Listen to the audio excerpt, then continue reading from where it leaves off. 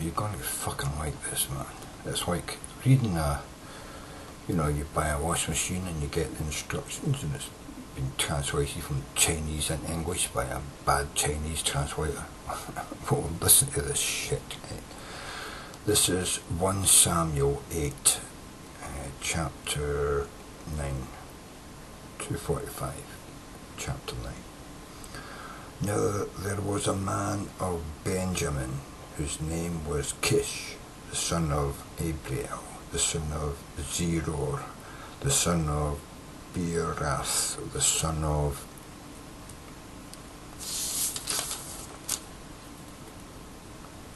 Aphia, a Benjamite, a mighty man of power.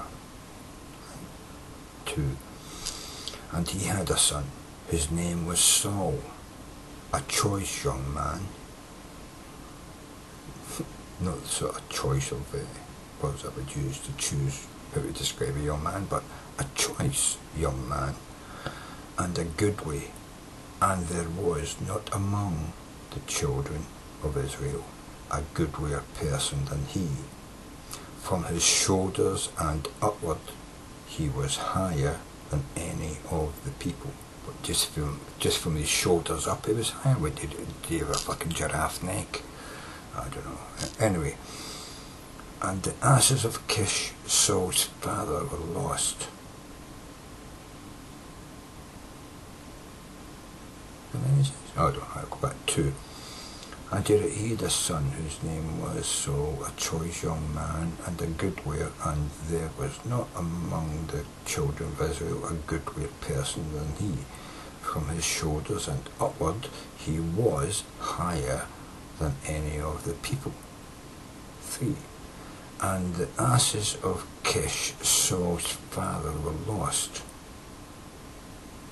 The asses? I don't know. And Kish said to Saul his son, Take now one of the servants with thee, and arise, go seek the asses.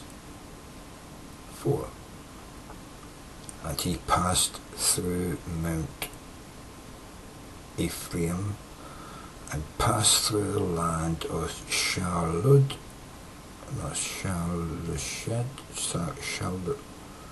Shalshah, right? But they found them not. Then they passed through the land of Shalim, and there they were not. And he passed through the land of the Benjamites, but they found them not. Right, so they walked for quite a long while for these asses and didn't find them. You think after going round the corner and having a look across the fucking wilderness, you think, yeah, we can't see them, fuck this, you know. But anyway, they apparently travelled across 3 different fucking countries looking for these asses, you know what I mean? And when they would come to the land of Ziph, Saul said to his servant that was with him, well, where else would it be? Come, and let us return, lest my father leave caring for the asses, and take thought for us. Right. 6. And he said unto him, Behold, now there is in this city a man of God, and he is an honourable man. All that he saith cometh surely to pass. Now let us go thither. Peradventure he can show us our way that we should go. Now, who said that? Was that the slave talking to Saul? How the fuck would he know who was in that town? He's a fucking slave. Probably lived all his life on the slave farm that Saul and his father owned, but certainly he knows all these places where all these fucking, you know, honourable men live. Weird as fuck. Then said Saul to his servant, But behold, if we go, what shall we bring the man? For the bread is spent in our vessels, and there is not a present to bring to the man of God. What have we? You know, if you're a man of God, you don't have to bring him anything. So you just kneel before him and pray a bit, say how godly you are, and you say, oh, I'm going to help you. Well, apparently not, you have to bring him presents as well. Anyway, 8. And the servant answered Saul again and said, Behold, I have here at hand the fourth part of a shekel of silver. What the fuck's a slave doing with silver when Saul's got nothing? Saul owns the slave, but the slave's got silver. What a fucking weird fucking place this is. That will I give to the man of God to tell us our way. And why would the man of God be interested in silver? Surely he would be more interested in your godly, good, clean heart. Apparently not. Right, 9. Before time in Israel, when a man went to inquire of God, thus he spake, Come, and let us go to the seer, for he that is now called a prophet was before time called a seer. Right, but didn't they just tell us before in Leviticus that to be a seer was to be, damned and not able to eat the meat of the sacrifice? But yeah, a prophet and a seer are the same thing, no? They keep saying things that don't make sense. 10. Then said Saul to his servant, Well said, come, let us go. So they went unto the city where the man of God was. 11. And as they went up the hill to the city, they found young maidens going out to draw water, and said unto them, Is the seer here? And they answered them and said, He is. Behold, he is before you. Make haste now, for he came today to the city, for there is a sacrifice of the people today in the high place. Right. So the servant knows the guy's in the city, but he's only just come to the city according to... How the fuck did this guy know? Is he a seer? And if he's a seer and a prophet, why doesn't he just tell fucking Saul what's going on? I just don't get this. As soon as ye be come into the city, ye shall straightway find him, before he go up to the high place to eat, for the people will not eat until he come. And that's exactly what it says, until he come. Because he doth bless the sacrifice, and afterwards they eat that be bidden. Now therefore get you up, for about this time ye shall find him. 14. And they went up into the city, and when they were come into the city, behold, Samuel came out against them, for to go up to the high place. 15. Now the Lord had told Samuel in his ear a day before Saul came, saying, 16. Tomorrow about this time I will send thee a man out of the land of Benjamin, and thou shalt anoint him to be captain over my people Israel, that he may save my people out of the hand of the Philistines. For I have looked upon my people, because their cry is come unto me. Fucking hell. You had to wait all that time for somebody to come from another land. Why couldn't you just pick a child and say, like, I bless you to be the strongest man in the village, grow up quick, bang? Does that mean he created the fucking universe in 7 days, right? He couldn't just fucking get a 7-year-old boy and just say, you know what, bam, no, you're now fucking 30-year-old, strongest man alive with long hair, you can pull down mountains with your fucking teeth, you can kill lions with a stare. Why couldn't God just do that? Why do you have to go through all this bullshit? I just don't get it. And when Samuel saw, the Lord said unto him, Behold, the man when I speak to thee of this same shall reign over my people. Then Saul drew near to Samuel in the gate and said, Tell me, I pray thee, where the seer's house is. And Samuel answered Saul, And unto the high place, for ye shall eat with me today, and tomorrow I will let thee go, and will tell thee all that is in thine heart.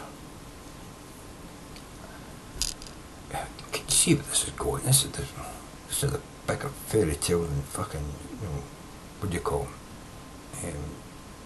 The green goblin thing in the fucking swamp with the princess who turns out to be another green goblin. I don't know. Shrek, yeah. This is weirder than Shrek, Anyway.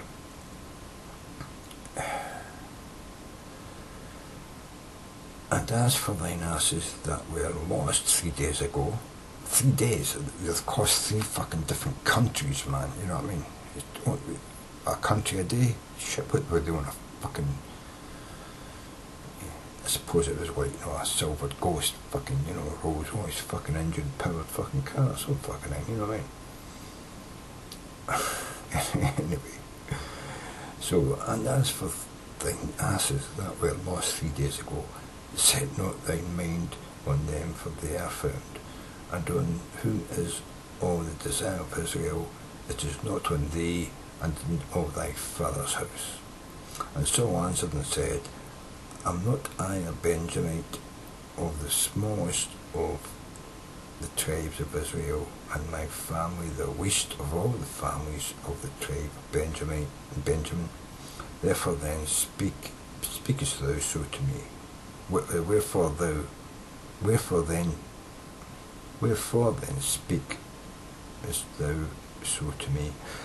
And Samuel took Saul and his servant, and brought them into the parlour, and made them sit in the chiefest place among them that were bidden, which were about 30 persons. And Samuel said unto the cook, Bring the portion which I gave thee, of which I said unto thee, set it by thee. Right. 24. And the cook took up the shoulder, and that which was upon it, and set it before Saul. And Samuel said, Behold, that which is left, I set it before thee, and eat. For unto this time hath it been kept for thee, since I said, I have invited the people. So Saul did eat with Samuel that day. How long was that shoulder lying in the kitchen? I want to know, because if it's more than 2 days, you know what the other fucking verse said, you know, if it's more than 2 days, we have to cut you off from the people, you know what I mean? Your soul is doomed, you know what I mean? You've eaten on bad meat anyway, right? Anyway. And when they were come down from the high place into the city, Samuel communed with Saul upon the top of the house. And they arose early, and it came to pass about the spring of the day, or the start of the day, I suppose, that Samuel called Saul to the top of the house, they were on the top of the house, saying, Up, that I may send thee away. Come up the top of this so I can send you away. And Saul arose, and they went out, both of them, he and Samuel, abroad. 27. And as they were going down to the end of the city, Samuel said to Saul, Bid the servant pass on before us. And he passed on. I don't know if the may died, but stand thou still a while, that I may shew thee the word of God. And it says shew here, S-H-E-W.